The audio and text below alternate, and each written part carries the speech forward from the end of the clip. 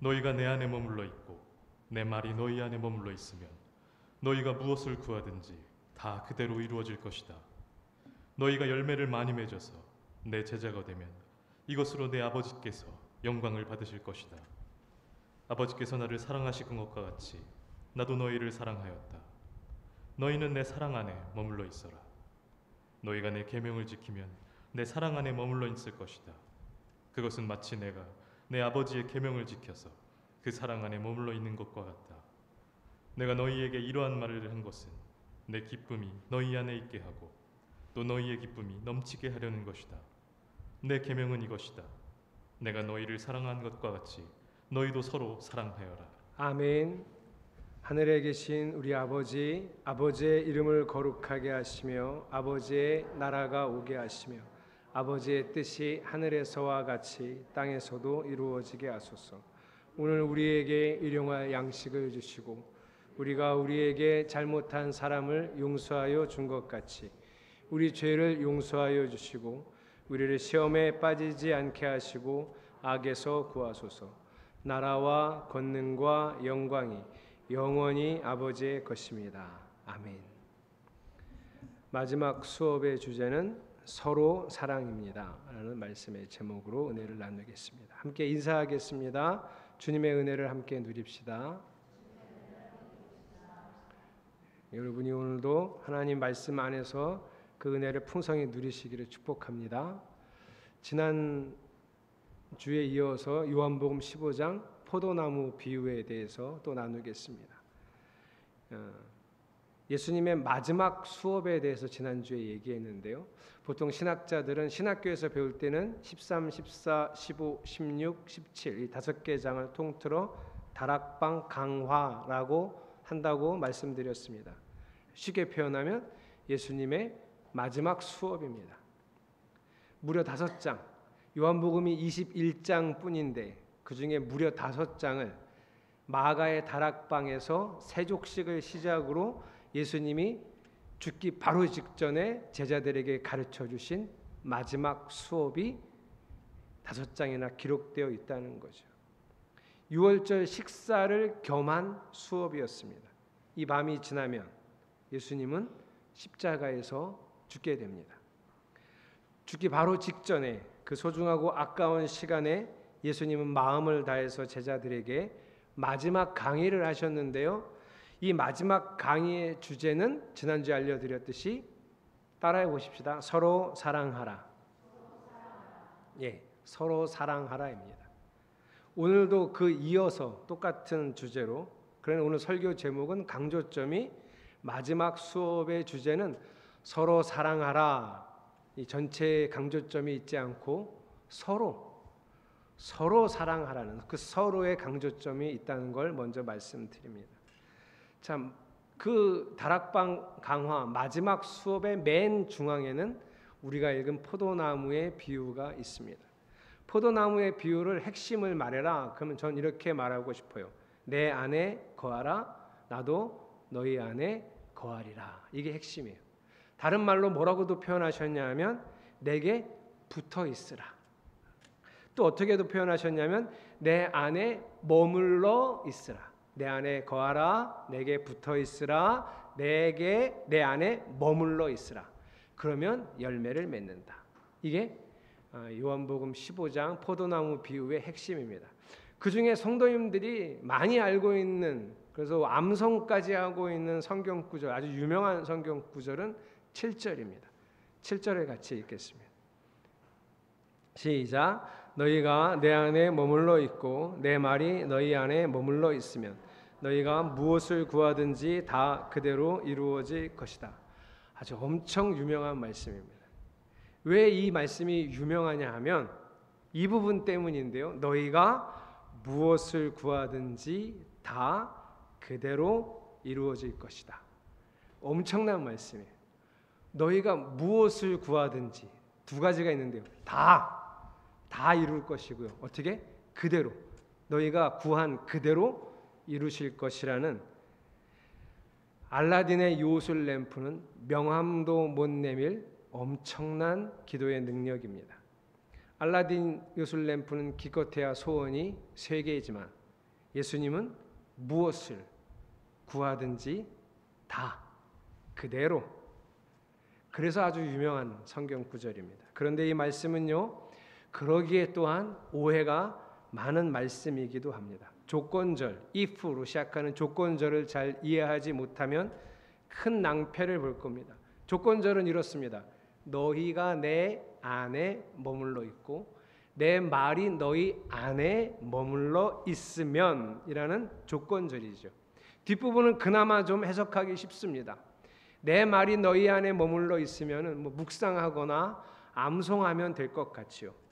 그런데 너희가 내 안에 머물러 있고 너희가 내 안에 머물러 있고는 당최 이해하기가 쉽지 않습니다.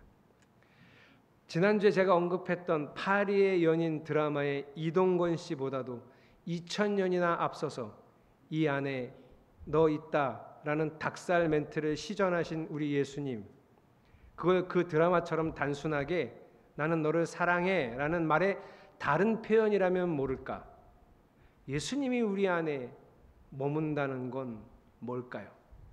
그래서 오늘 예수님이 우리 안에 머문다는 건 뭔지를 알아보려고 합니다. 일단 아까 8절을 안 읽었는데요. 8절은 우리가 예수님 안에 머물러 있고 예수님의 말씀이 우리 안에 머물러 있으면 우리가 무엇을 구하든지 다 이루어지는 것을 열매라고 표현했습니다. 그러니까 예수님 안에 있으면 열매를 맺는다는 말씀이죠. 이걸 9절에서는 다르게도 표현합니다. 9절도 읽어볼까요? 시작. 아버지께서 나를 사랑하신 것과 같이 나도 너희를 사랑하였다. 너희는 내 사랑 안에 머물러 있어라. 예수님 안에 머물러 있으라는 걸 지금 알아보려고 하는데 9절에서는 달리 표현하셨어요. 예수님의 사랑 안에 머무는 거예요. 예수님 안에 머무는 것도 이게 무슨 소리지? 아리송한데 예수님 사랑 안에 머물라고 하니 이거는 뭔가 애절한 표현인가? 남녀가 서로를 사랑할 때 느끼고 품었던 그 마음의 어떤 설레임, 애틋함 이런 게 필요한 건가? 주님 안에 거한다는 게 뭐지? 주님의 사랑 안에 머문다는 게 뭐지? 이게 막 궁금하고 이게 뭐지? 하고 궁금했던 찰나에 바로 답이 나옵니다. 길게 생각할 필요 없어요. 그냥 읽으시면 돼요. 10절을 읽으면 답이 나옵니다. 시작. 너희가 내 계명을 지키면 내 사랑 안에 머물러 있을 것이다. 그것은 마치 내가 내 아버지의 계명을 지켜서 그 사랑 안에 머물러 있는. 자, 진짜 10절은 그냥 한글만 알아도 무슨 소리인지 알겠죠? 이게 정답지입니다. 예수님 안에 머문다는 건, 예수님의 사랑 안에 머문다는 건 뭐다? 예수님의 계명을 지키는 것이죠. 자, 이제 뭐만 알면 되죠? 우리가 지금 뭐 하려고 하냐면 예수님 안에 머문다는 게 무슨 신비한 말인가? 이게 뭔 소리지? 그런데 알려주셨잖아요. 예수님의 계명을 지키는 게 예수님 안에 머무는 거니까 이제 뭐만 알면 되죠? 아니 정신 잠깐만요. 더워서 그런가? 뭐만 알면 돼요? 계명이 뭔지만 알면 돼요. 계명이. 우리가 그 계명을 지키면 예수님 안에 머무는 거니까 계명만 뭔지 알면 돼요. 그 예수님의 계명이 뭐지? 하고 퍼뜩 떠오르는 건 뭐냐면 구약 성경에 너무 많이 적혀 있는 줄줄이 사탕처럼 계속 이어져 있는, 그래서 도대체 외울 수도 없고 알 수도 없고 알 수도 없으니 지킬 수도 어려울 것 같은 그 율법이 떠오르죠. 계명하면 이거 복잡한데 할 수 있을까? 라고 생각할 필요 없다. 왜냐하면 바로 딱 답이 나오기 때문이에요. 12절 같이 읽겠습니다. 중요한 계명입니다. 시작.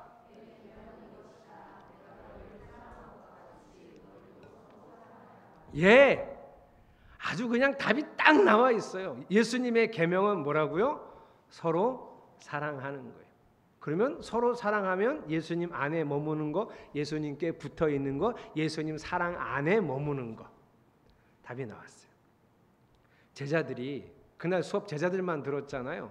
제자들이 지켜야 될 예수님의 계명은 서로 사랑하라. 그럼 예수님 안에 붙어 있는 거예요.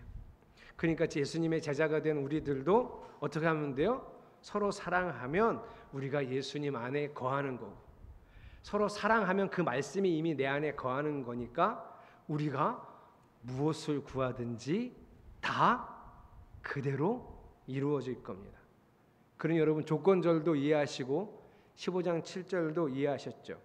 알라딘의 요술 램프는 명함도 내밀 수 없는 막강한 기도 능력자가 되는 비결은 내가 교회 안에서 지체를 사랑하는 겁니다. 근데 제가 오늘 강조점이 어디 있다 그랬죠? 서로. 그러니까 서로 사랑한다는 건 내가 지체들 속에 들어가서 사랑하는 것이고 또한 내가 지체들 속에 들어가서 사랑을 받는 겁니다. 그게 서로 사랑하는 거예요. 외사랑, 짝사랑 이거 아니고요. 사랑을 주기도 하고 사랑을 받기도 하는 서로 사랑이 예수님의 계명입니다. 한편으로는 쉽게 이해가 돼요. 왜 이런 말씀을 하셨는지. 조금 있으면 돌아가실 거고요. 예수님만 알고 계시지만 부활하셨다가 승천하실 거라 이제 제자들을 두고 예수님은 가셔야 돼요. 그런데 이 제자들이 아직까지 뭐 아는 것도 없고 분리불안 증세 같은 걸 지금 보이고 있고 얼마 전까지만 해도 길거리에서 서로 높은 자리 차지하겠다고 싸움까지 했고 지금도 신경전이 이만저만이 아닌데 그래서 예수님이 우리가 언뜻 이해할 때는 얘들아 나 없어도 서로 사랑하고 아끼면서 좀 잘 지내봐 이렇게 걱정하는 마지막 수업의 주제가 아닌가라고 쉽게 언뜻 그렇게 이해하려고 하다가도 이게 참 어려운 말씀이라는 걸 깨닫는 데는 시간이 오래 걸리지 않습니다. 이게 왜 어려운가를 좀 얘기해 보려고 11절부터 좀 실마리를 풀어보려고 하는데 11절도 한번 같이 읽어볼까요? 시작. 내가 너희에게 이러한 말을 한 것은 내 기쁨이 너희 안에 있게 하고 또 너희의 기쁨이 넘치게 하려는 것이다. 예수님은 내일이면 십자가를 지실 건데도 물론 참 고통스럽지만 그래서 겟세마네에 가서는 참 고통스러운 기도를 하실 것이지만 그래도 여전히 하나님이 주신 기쁨이 있는 거예요. 이 고통 앞에서도 하나님이 주시는 사랑의 기쁨이 있어요. 끝까지 제자들을 사랑하시면서 기쁨을 누리고 있는데 제자들도 서로 사랑해서 이 기쁨을 누렸으면 좋겠다는 거예요. 근데 이게 왜 어려울까요? 사랑하는 게 어려워서 그래요. 예수님은 우리가 서로 사랑해서 그 천상의 기쁨을 넘치게 하시겠다고 하시는데 여러분 우리가 얼마 전에 읽었던 작은 표대 하시는 분들이 읽었던 책 있죠. 사랑하느라 힘든 당신에게. 그 책을 쓰신 손성찬 목사님도 그 책의 앞부분에서 자기 하나님한테 속았다고 이런 표현을 한 내용이 있습니다. 왜 속았다 그랬냐면 이런 생각 때문이에요. 수고하고 무거운 짐진 자들아 다 내게로 오라. 내가 너희를 쉬게 하리라. 우리 예수님한테 가면 예수님 믿으면 진정한 삶의 휴가를 즐기겠구나 이렇게 생각했다는 거예요. 그 다음도 너무 달콤해요. 나는 마음이 온유하고 겸손하니 내 멍에를 메고 나한테 배워라. 그리하면 너희는 마음의 쉼을 얻으리라. 야, 기가 막힌 멘트입니다. 이렇게 달달한 말로 우리를 부르시고선 가볍게 툭 던지신 말씀이 하나 있어요. 내 멍에는 편하고 내 짐은 가볍다. 그럴 줄 알았습니다. 그래서 우리는 예수님 믿고 살면 우리의 미래는 핑크빛 미래인 줄 알았습니다. 정말 홀가분하게 살 줄 알았던 거예요. 기뻐하고 즐거워하고 웃기만 하면서 살 줄 알았습니다. 왜냐하면 무거운 건 주님께 다 맡겨드리고 무거워서 내가 지기 너무 어려운 건 주님께 맡겨드리고 누구나 들 수 있는 가벼운 짐 그것만 살짝 메고 그리고 예수님 따라가면 되는 줄 알았죠. 그 손성창 목사님도 그럴 줄 알았다는 거예요. 그런데 제대로 속았다는 거예요. 왜요? 그 멍에라는 거, 그 짐이라는 게 가볍다고 말씀하신 그 멍에와 짐이 뭐냐 하면 사랑이거든요. 그래서 어떤 느낌이냐 하면 교회를 다니면서는 세상의 짐은 그대로 짊어지고 있고 교회에서 주는 또 다른 짐을 하나 더 메고 있는 기분이 들 때가 많았다는 거예요. 그러면서 스스로 저도 생각하는 거예요. 왜 나는 더 교회를 다니는데 예수님 믿는데 더 무겁지? 왜 나는 더 인생이 더 이렇게 힘들지? 이럴 때 그것도 왜 그럴까 생각하면서 자책을 하는 거예요. 그래, 내가 아직은 사랑을 잘 몰라서 그래. 내가 진짜 사랑하는 걸 아직은 몰라서 이렇게 무거운 거야.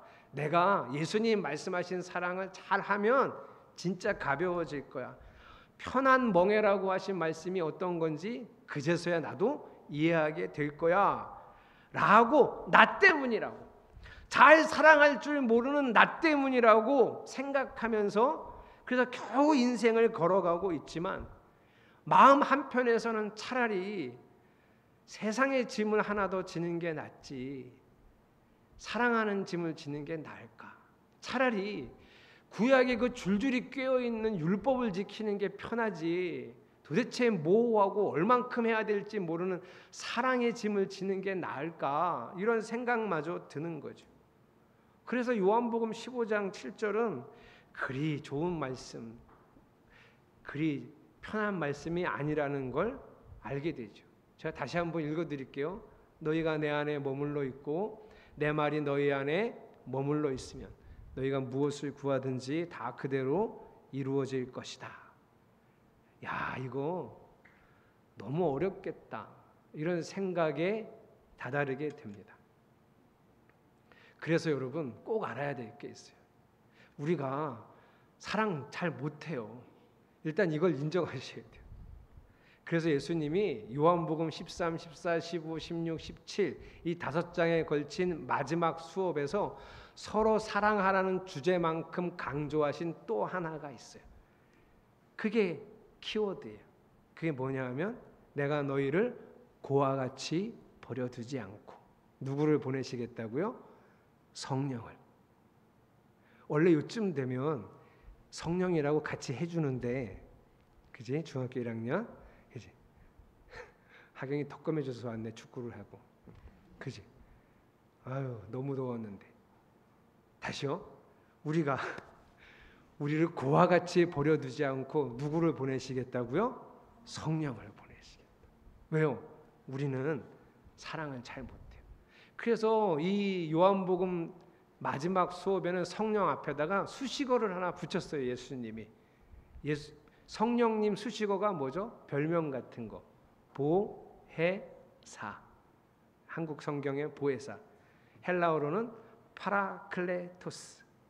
이 파라클레토스라는 단어가 여러 가지로 쓰이는데 가장 많이 쓰이는 건 법정에서 피고인을 변호하도록 판사로부터 부름을 받은 사람을 파라클레토스.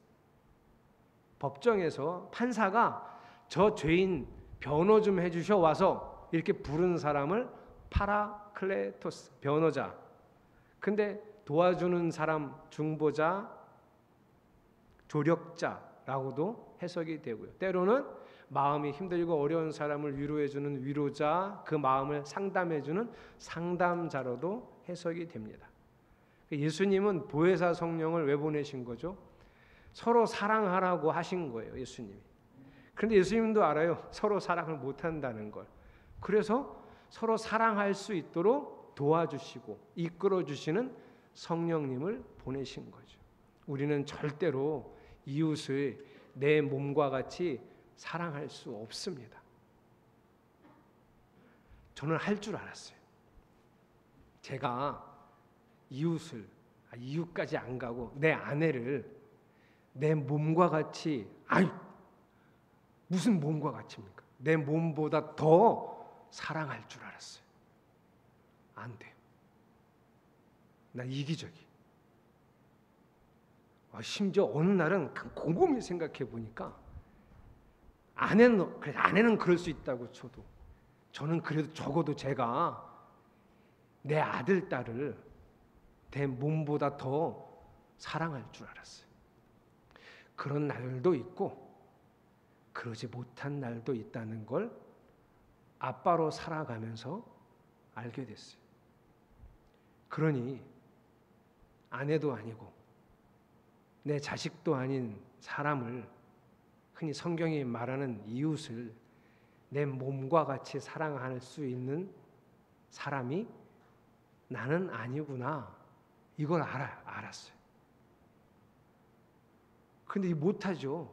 아니, 못하는 일을 시키신 거예요. 예수님이 계명이라고. 속았다고 생각하는 게 차라리 계명이 많은 것 중에 여러 개, 한 10개, 100개 있으면 한 90개는 지키고 10개는 못 지키면 그래도 좀 지켰네 이렇게 되는데, 딱 하나 새 계명을 주노니 서로 사랑하나, 딱 하나를 줬는데 딱 하나가 너무 어려워. 그 딱 하나를 못 지키니까 마음에 나는 못하는구나 이렇게 되잖아요. 그래서 성령님을 보내신 거예요. 서로 사랑은 내가 못해요. 성령님을 의지해야 할 수 있어요. 이게 성령님을 의지하지 않으면 뭐부터 발동하냐 하면 서로 사랑이 아니라 판단, 더 나아가 정죄가 내 속에서 발달을 하기 시작해요. 어제 이찬수 목사님 설교 듣다가 그 설교 중간에 예화가 나오는데, 그 옛날에 저도 그 유머집에서 읽은 적이 있거든요. 그 예화를 어저께 제가 듣게 됐어요. 예화가 어떤 거냐면, 어느 교회에서 밤새 철야 기도하는 훈련을 한 거예요. 여러분 해보셨습니까? 밤새 자지 않고 철야 기도하는 훈련이에요. 저도 해봤어요. 이 철야 기도 훈련하면 가장 큰 위기가 언제 오냐면 새벽 1시에서 2시 사이에 가장 큰 위기가 옵니다. 아니, 게임을 하고 TV를 보고 뭐 이러면 절대 안 졸리던 그 시간대에도 기도를 하면 왜 그렇게 12시부터 슬금슬금 졸리면서 1시, 2시를 넘기는 건 정말 어려운 일입니다. 그래서 제가 철야 기도를 청년 때 가도 할머니들하고 같이 기도하는데요, 그분들 절대 안 자고 기도하지 않아요. 이게 잠귀가 밝다고 하시나요? 잠귀가 밝아서 기도하다가 스르 잠이 들어요, 할머니들도. 그런데 누군가는 계속 기도하잖아요. 그럼 그 기도 소리 듣고 다시 이렇게 일어나서 또 기도하다가 스르르 잠들어. 그래서 한 10명 모여서 기도하면 이분 기도하고 저분 기도하고 여기저기 자고 이래요. 진짜 어려워요, 밤새 기도한다는 게.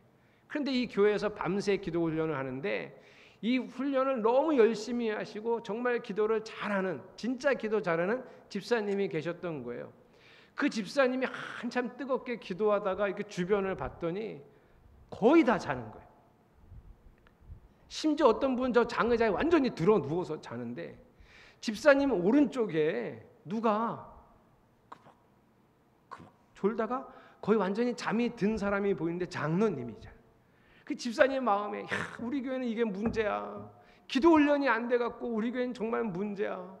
아니, 참 우리 장로님 저렇게 졸고 기도도 못하시니 우리 하나님 마음은 어떠실까? 내가 하나님 마음을 이해해 드려야지 하고 열심히 기도했더니 하나님이 즉각 응답을 주셨어요. 그 집사님한테, 너 그렇게 불평할 거면 너도 자라.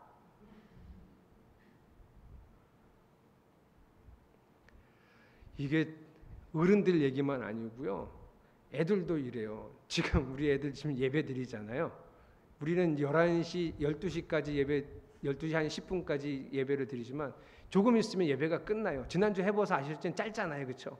그러면 그 예배 끝나고 뭐 하냐면 분방 공부에 이제.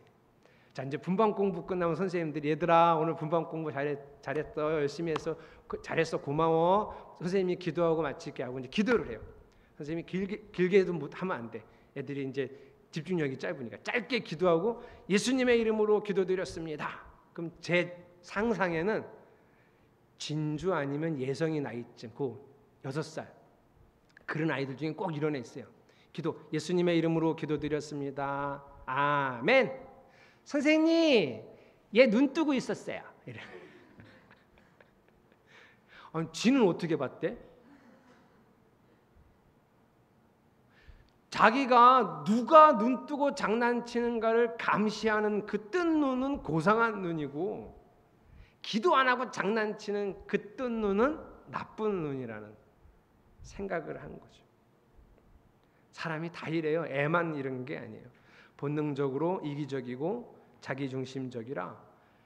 제가 하고 싶은 얘기는, 그래서 우리가 서로 사랑이 무척 힘들어요. 그리고 제가 볼 때 우리 교회 성도들 중에 한 3분의 2는 뭐가 더 힘드냐면, 나는 그래도 성숙했다고 생각하고 내가 더 베풀고 배려해야 된다고 생각해서 사랑하는 것보다 사랑받는 게 더 힘든 분들이 더 많아요. 예수님의 마지막 수업의 주제는 뭐냐 하면 서로 사랑하는 거예요. 서로 사랑할 수 없는 우리들에게 성령 하나님을 보내셔서 그분을 의지하면서 우리가 서로 사랑하라고 하셨어요. 그러니 여러분, 지체들 안으로 들어가셔서 사랑 받으십시오. 그리고 사랑을 나누십시오. 사랑이 뭔지를 우리가 알아야지 사랑을 잘 주고받을 거 아니에요? 그래서 제가 사랑이 뭔지를 가장 잘 표현한 고린도전서 13장을 읽어드릴 생각이에요. 4절부터 읽어드릴 생각인데 여러분 잘 들어보세요. 저는 처음에 교회 다니면서 사랑 하도 교회에서 사랑 그래서 자꾸 그냥 마음속에 남녀 간의 사랑이 많이 떠올랐거든요. 여러분 그렇지 않아요? 그냥 뭐 애절함, 애틋함, 뭐 두근거림 이거 아니에요? 제가 이제부터 4절부터 8절까지 천천히 읽어드릴 테니까 사랑이 뭔지 좀 알아보세요. 사랑은 오래 참고 친절합니다. 사랑은 시기하지 않으며 뽐내지 않으며 교만하지 않습니다. 사랑은 무례하지 않으며 자기의 이익을 구하지 않으며 성을 내지 않으며 원한을 품지 않습니다. 여기서부터 사랑이 조금 더 어려운데요. 사랑은 불의를 기뻐하지 않으며 진리와 함께 기뻐합니다. 이 7절은 완성형 같아요. 잘 들어보세요. 사랑은 모든 것을 덮어주며 모든 것을 믿으며 이럴 수 있을까요? 모든 것을 바라며 모든 것을 견딥니다. 예언도 사라지고 방언도 그치고 지식도 다 사라질 거지만 사랑은 영원합니다. 이게 사랑이에요. 짜릿함, 두근거림, 기분 좋음 이런 감정적인 표현 하나도 없어요, 여러분. 행동이에요. 근데 아주 혹시 여러분이 알고 있던 사랑하고 다른지 생각해 보세요. 성도 여러분, 우리 서로 사랑합시다. 서로 사랑합시다. 이렇게 구체적으로 사랑이 뭔지를 가르쳐주는 고린도전서 13장인 사랑장은 시작은 이렇게 합니다. 아까 제가 4절부터 읽었고요. 1절, 2절, 3절은 이래요. 또 잘 들어보세요. 내가 사람의 모든 말과 천사의 말을 할 수 있을지라도 대단하죠? 그런데 내게 사랑이 없으면 울리는 징이나 요란한 꽹과리가 될 뿐입니다. 내가 예언하는 능력을 가지고 있을지라도 이것도 대단하잖아요. 또 모든 비밀과 모든 지식을 가지고 있을지라도 또 산을 옮길 만한 모든 믿음을 가지고 있을지라도 정말 대박이지요. 그런데 사랑이 없으면 아무것도 아닙니다. 내가 내 모든 소유를 나누어 줄지라도 내가 자랑 삼아 내 몸을 넘겨줄지라도 목숨까지 준다는 거 아니에요. 그런데도 사랑이 없으면 내게는 아무 이로움이 없습니다. 결국 사랑장에서 얘기하는 바는 우리가 서로 사랑하지 않으면 아무것도 아니라는 거예요. 우리가 서로 사랑하지 않으면 아무 소용이 없다는 거죠. 사랑하는 성도 여러분, 지난주 이번 주 예수님의 마지막 수업을 잘 들으셨지요? 이번 한 주간 지체들 그 틈 바구니로 들어가서 사랑하시고 사랑 받으시기를 축복합니다. 그래서 앞으로 계속 사랑 아는 사람, 사랑이 뭔지 아는 사람, 고린도전서 13장을 아는 사람이 아니라 사랑을 제대로 하는 사람, 사랑하고 사랑받는 참 교회가 되시기를 주님의 이름으로 축복합니다. 하나님, 제가 사랑하고 사랑받겠습니다. 서로 사랑하는 교회를 세워가겠습니다 하는 마음으로 아주 오래된 찬양, 이 고린도전서 13장을 찬양하는 이 찬양을 함께 하겠습니다.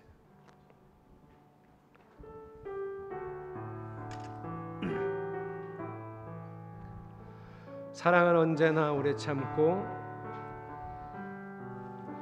사랑은 언제나 오래 참고,